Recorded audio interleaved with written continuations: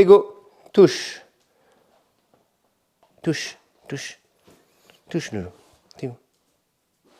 Tego est destiné à une victime de guerre. Par sa dimension thérapeutique, il va aider la personne par différents exercices bien spécifiques, bien appris. On est rassuré, on sait très bien que le contact avec l'animal est rassurant, est apaisant en cas de situation de stress et d'anxiété. J'ai eu cette belle opportunité avec la CAP. On est venu un petit peu faire appel à mon savoir et à mon expérience. C'est un public qui m'a vraiment, et une cause qui m'a vraiment touché, ému. C'est pris en considération depuis peu. Ce sont des gens qui sont touchants, qui ont toute une histoire comme ça derrière eux, un passif qui est assez lourd, et ça permet justement par le biais de l'animal, notamment du chien, de venir les aider. Tego, viens, au pied. Oui, Tego, couché. Oui, mon loulou, bravo. Très bien ça. Reste, tu restes. Tu restes.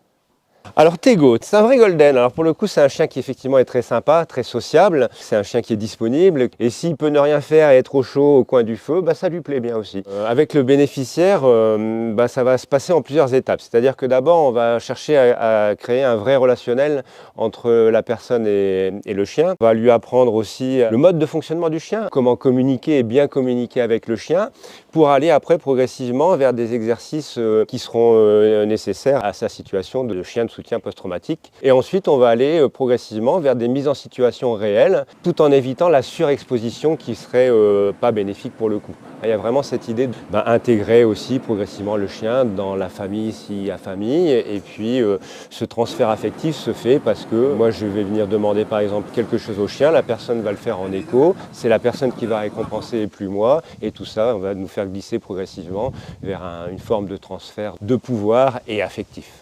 Donc maintenant, on va travailler l'aboiement sur demande. Tego, Tego. Aboie, encore, aboie, aboie, encore. Donc maintenant, on va aborder le rapport utilitaire en sachant que le rapport utilitaire, ça va passer par plusieurs étapes, et notamment déjà l'apprentissage de prendre en bouche, en gueule, un objet.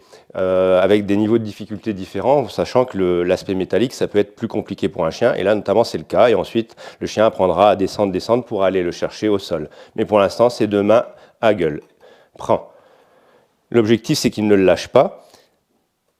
Et donne. Oui, on peut aller vers un autre rapport utilitaire, le téléphone, le fameux téléphone. Tego, prends.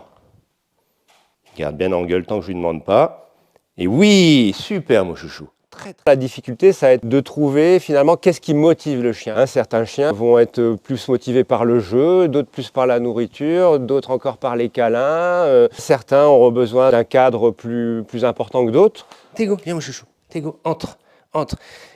Voilà. Et cet exercice est très apprécié par les utilisateurs parce que ça apporte vraiment un côté rassurant avec une vraie présence du chien et un vrai contact pour le coup. Et on peut aussi éventuellement se déplacer. Tego. Encore. Entre les jambes, encore. Oui, mon loulou, bravo, ça. Il y a le tourne, en fait, qui va permettre de faire un périmètre de sécurité autour de la personne. Tego, tourne. Allez, encore. Alors, un des exercices de base et fondamental pour les apprentissages, c'est le look, en fait. Apprendre au chien à vous regarder. Ça vous permet de savoir si le chien est disponible. Tego, look. Il doit fixer le regard jusqu'à ce qu'on lui demande d'arrêter. Il y a une grosse partie qui est importante, c'est tout le travail qui est fait en famille d'accueil, notamment ce travail de socialisation, d'éducation pure et dure, où on va apprendre aux chiens à avoir les bonnes attitudes dans notre société et à être bien codé aussi en tant que chien.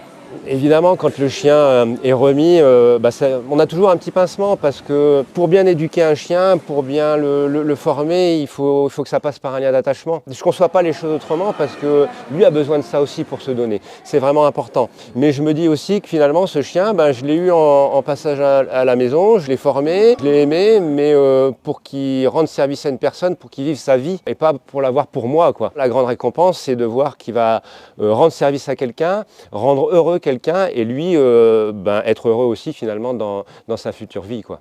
Et ma grande récompense, c'est de pouvoir partir de chez la personne et voir le chien qui a envie de rester avec cette personne finalement. Et là, je crois que j'ai réussi mon job.